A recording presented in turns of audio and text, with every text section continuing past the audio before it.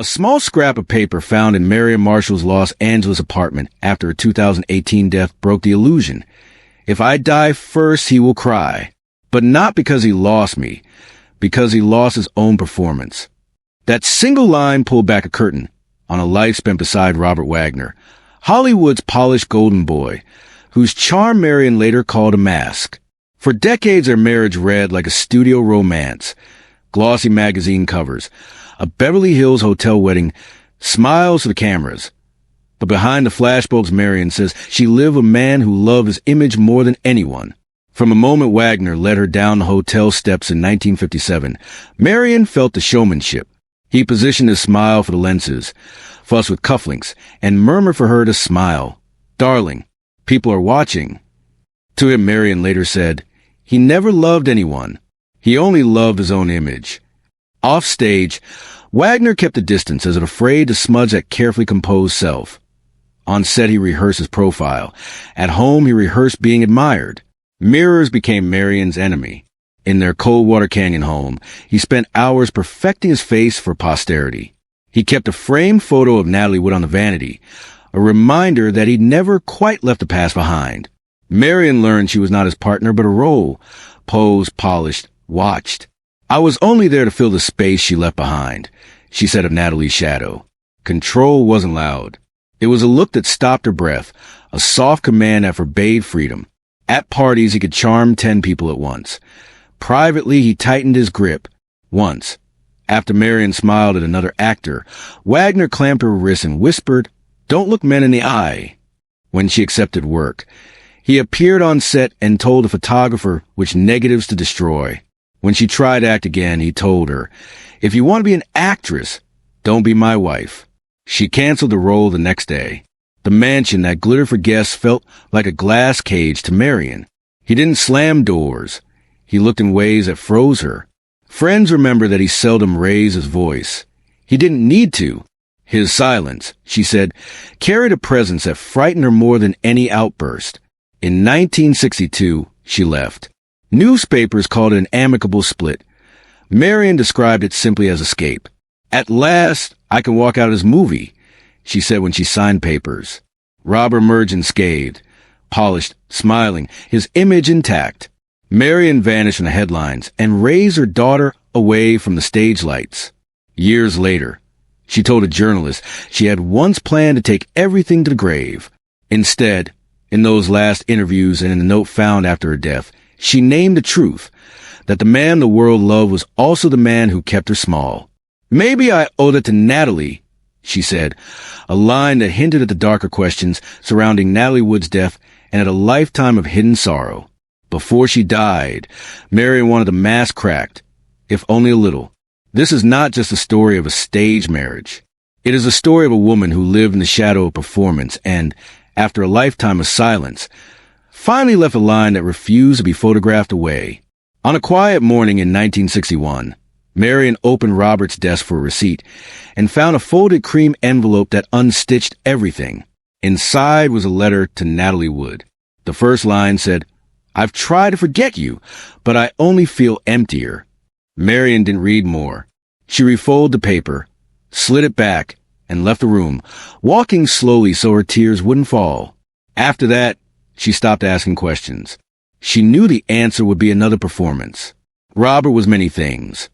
The devoted husband for cameras, the charming gentleman at parties, and a solitary man who rehearsed himself in the dark.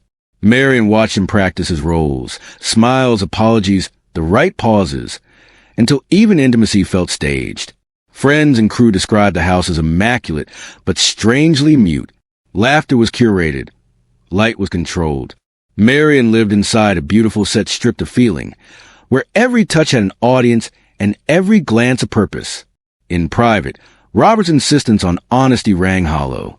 "The person who keeps insisting he's honest is usually the best liar," she said later. When Robert reunited with Natalie in the early 1970s, Marion wasn't surprised. She knew unfinished scenes had a way of returning. That reunion, however, ended in something with no script and no lights.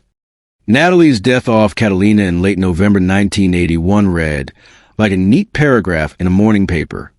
A yacht, the stars, the night, an accidental fall. People folded their hands and sighed. In Marion's memory, the headline never matched the shape of the silence that followed her husband for years. The small, stubborn pauses that swelled into something loud enough to bruise. Reports said Natalie slipped, drowned, an unfortunate end. But the edges of the story didn't line up. A drifting dinghy found miles from a yacht, a witness who swore she'd heard a muffled argument, the way someone's sweater didn't belong to the woman who'd vanished. There were hints, faint purples beneath skin, a toe stuck against a cleat, a taxi driver's recollection that changed on retelling, the tidy narrative frayed. Forensic re-examinations pulled at threads. The phrased person of interest landed like a stone into a still pond. Ripples spread, and suspicion lingered even as official rulings kept returning to the same weary word, accident. Marion never fancied herself an investigator. She had no taste for grand gestures. She kept things small, a marked page in a journal, a recording made on a cold afternoon, a folded scrap of paper tucked inside a Bible. She offered not accusations, but what she knew of a man who loved control the way some people love music, obsessively, insistently, till it blocked everything else. Once, drunk at a party where laughter clicked like glass, Robert had slurred, "I can't have her, then no one will." Marion kept that line, as one keeps a shard of glass. Painful, precise, evidence enough that something had cut. The world circled. Cameras flashed. Fans lit candles in hotel lobbies. Lawyers built soft barricades. Fame, power, the machinery that greased the wheels of forgetting. Marion understood that machinery. She had watched it turn. She had seen spotlights praise, then swivel away. She had learned how narratives are manufactured, and how grief is often sold back to the public as spectacle. Before she died, alone in a room that smelled faintly of lemon oil, Marion pressed record and spoke a single, chilled sentence that would outlast her bones. "He's afraid of water." She did not mean only the sea. She meant the mirror the man refused to look into, the black surface that would show his true shape. Water, Marion knew, is both revealer and concealer. It washes and hides. To be afraid of it is to fear being seen. After Marion's recording surfaced, it did not single-handedly solve anything. Courts are built to weigh evidence. They do not measure the weight of a whisper or the stubborn echo of a life. But her words did something else. They loosened tongues. Neighbors who had once said nothing began to email. A steward on an old yacht remembered the smell of cigarette smoke and perfume clashing in the galley. A gardener revealed a late-night argument about a missing ring. A teenage reporter, reading Marion's clipped, honest voice, sat up and decided to ask questions people assumed were settled. The reporter did not set out to indict. She set out to listen. A movement, quiet and patient, bloomed at the edges. It named itself in small ways. A podcast that collected cold case voices. A support group of those who had been hushed. A scholarship in Natalie's name for women studying maritime science and safety. People left flowers at Avalon not because they expected the sea to speak, but because leaving a thing was sometimes a human way of refusing to let the story disappear. Time passed and the official rulings remained stubbornly ambiguous, as courts are apt to be. Yet the point Marion had traced, love braided with power until it choked, settled into people's imaginations like sunlight into the seams of a building. Her final line became less an accusation and more caution. The performances we admire are not always the whole person. The audience applauds what it is shown. On stormless nights, when the surface of the water sat like polished glass, someone would walk the Avalon Pier and hold a candle to the dark. They did not expect revelation. They expected, perhaps, a reminder that truth is often patient, and that small acts of stubborn attention can rearrange the landscape of memory. Marion had not given them a verdict. She had given them a lens.